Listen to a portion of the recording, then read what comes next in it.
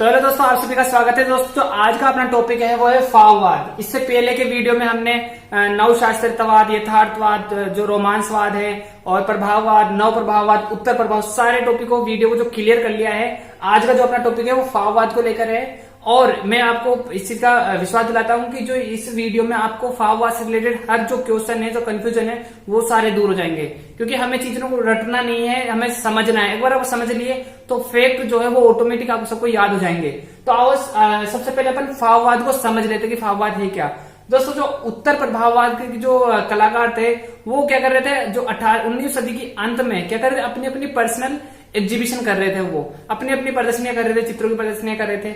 अब क्या होता है कि 1903 में 1903 में क्या हुआ कि वास्तुकार फ्रांसिस जुर्दे, ठीक है, फ्रांसिस जुर्दे की अध्यक्षता में वीआर, रुओ, देनी, मातिस, बोनार आदि कलाकारों ने मिलकर एक सनलो दोतान नामक एक जो कला मंडल वो जो संस्था थी उसकी स्थापना की थी। और जो इस संस्था थी, इसकी स्थापना का उद्देश्य क्या था कि जो नए कलाकार थे, उनकी जो नई कलाशीले था, उनको प्रोत्साहन देना था। और इसी उद्देश्य से इन्होंने ये जो है ना सनलो दोतान, इस कला जो संस्था की स्थापना की थी।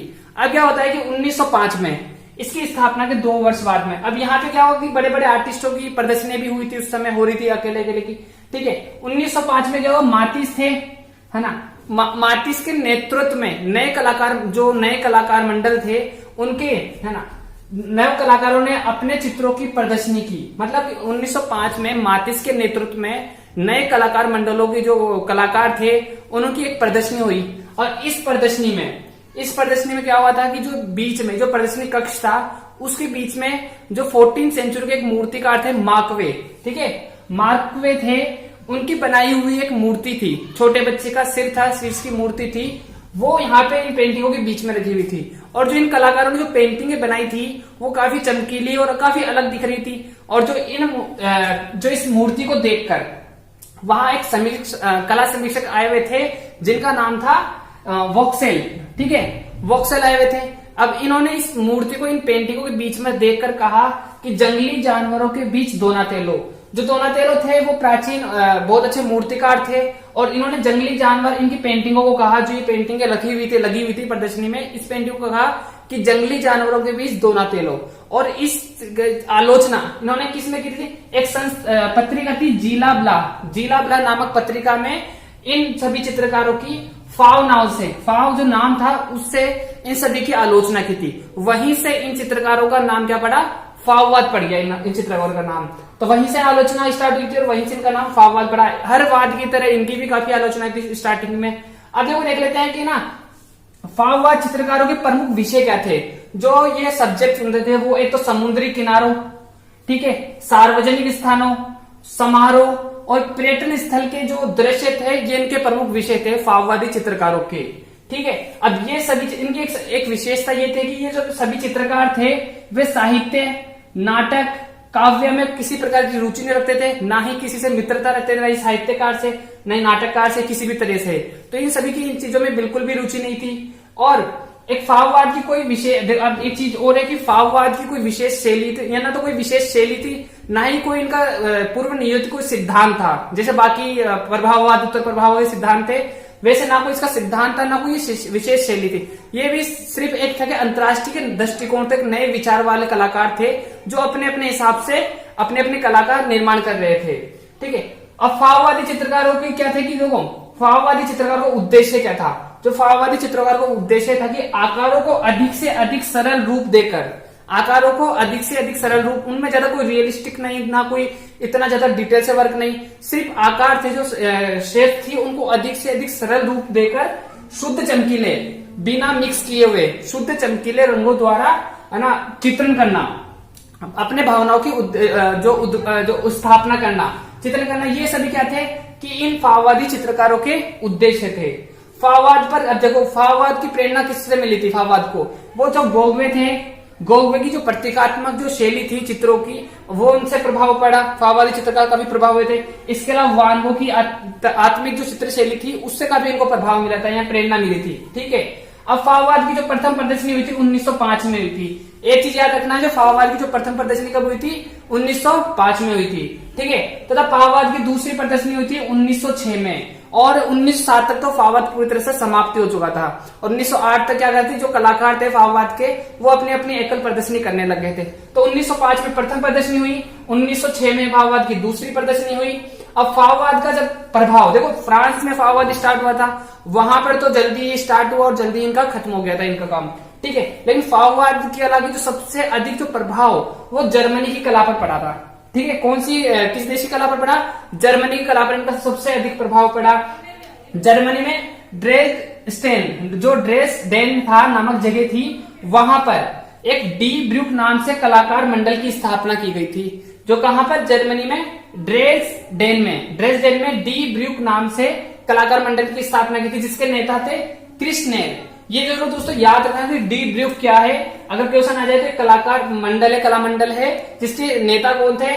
वो थे कृष्णेर थे, ठीक है। इसके अलावा म्यूनिक, ये दो जगह हैं जो जर्मनी में है। वो म्यूनिक में कांडिस्की थी, ये आर्टिस्ट है, क्ले, मार्क, यालेस्की आदि कलाकारों ने डेर ब्लो राइटर नामक संस्था की स्थापना की थी। तो ये चीज जो आपको पूरा फाववाद से रिलेटेड जितने भी आपको जो इम्पोर्टेंट फैक्ट है, इम्पोर्टेंट जो समझने के लिए इम्पोर्टेंट है, वो सारी चीजें मैंने बता दी है। अगर क्वेश्चन आ जाए कि दो फाववाद के नेता कौन थे, है ना, तो फाववाद के नेता थे मातिस, आर्य मातिस थे। अब सभी कलाकारों के बारे में हम डिटेल से समझेंगे इस वीडियो में। तो ये सारी चीजें इंपॉर्टेंट है, हमें फाववाद के अंदर ये चीज तो समझनी है कि फाववाद कैसे स्टार्ट हुआ, कैसे नाम पड़ा हर कलाकार की। फाववाद की जो आलोचना किसने की थी, है ना, फाववाद का नाम कैसे पड़ा? तो जो कला समीक्षक थे वोक्सेल ने, है ना, सर्वप्रथम इनको जंगली जानवरों के बीच दोनों चलो नाम कहकर इनकी आलोचना की थी। और जीला ब्ला नामक पत्रिका में इनका क्या कहता, फाव या जंगली नाम से आलोचना की थी। तो अभी आप अपन पढ़ते हैं कि जो प्रमुख चित्रकार है उनके बारे में हम समझ लेते हैं। बात कर ले अपन आंद्रे मातिस की, क्योंकि वीडियो ज्यादा बड़ा हो जाएगा, इसलिए हम इस वीडियो में सिर्फ आंद्रे मातिस को देख लेते हैं। बाकी जो आर्टिस्ट बचे हुए 4 आर्टिस्ट वो अगले वीडियो में क्लियर करेंगे। आज जो आंद्रे मातिस है सबसे अपने इंपॉर्टेंट आर्टिस्ट है, इसलिए इनको थोड़ा डिटेल से समझ लेते हैं। सबसे पहले आंद्रे मातिस का जो जन्म हुआ था अपना 1869 में, जो ल कार्तो में हुआ था।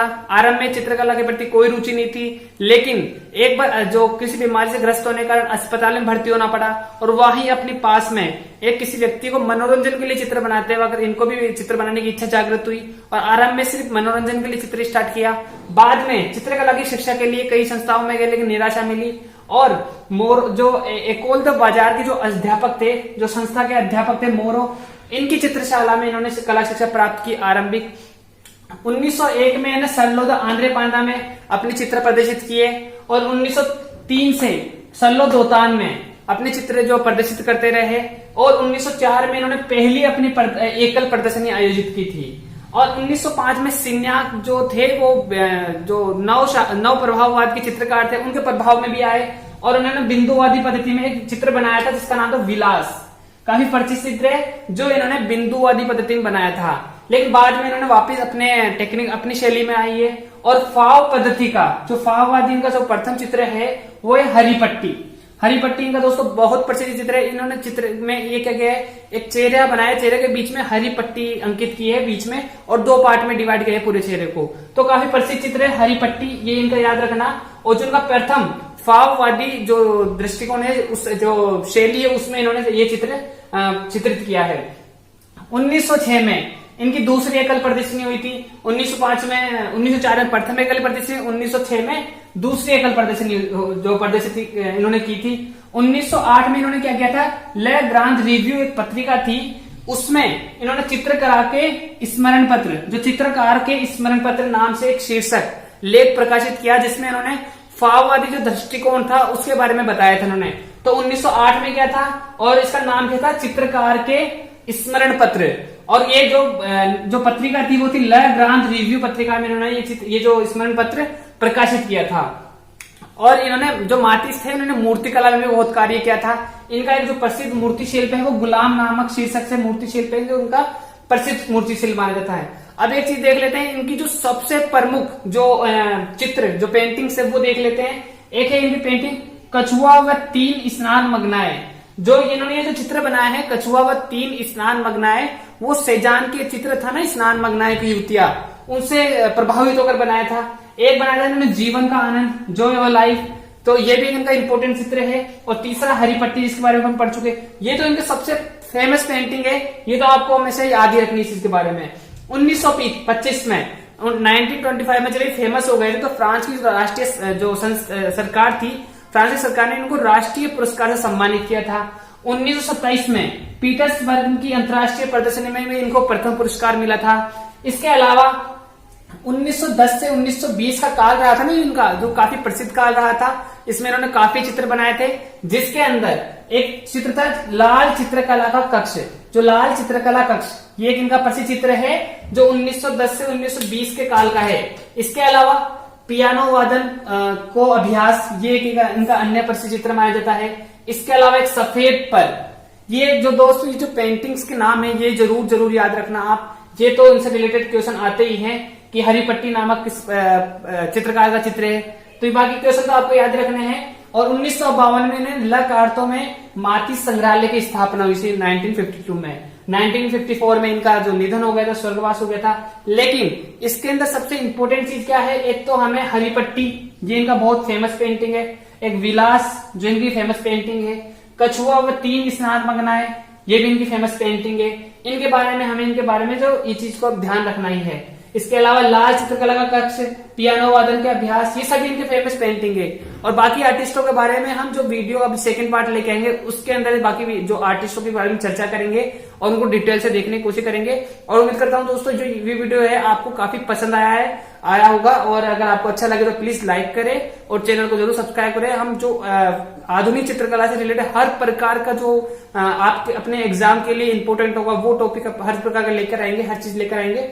तो सेकंड वीडियो में हम बाकी चीज को क्लियर करेंगे।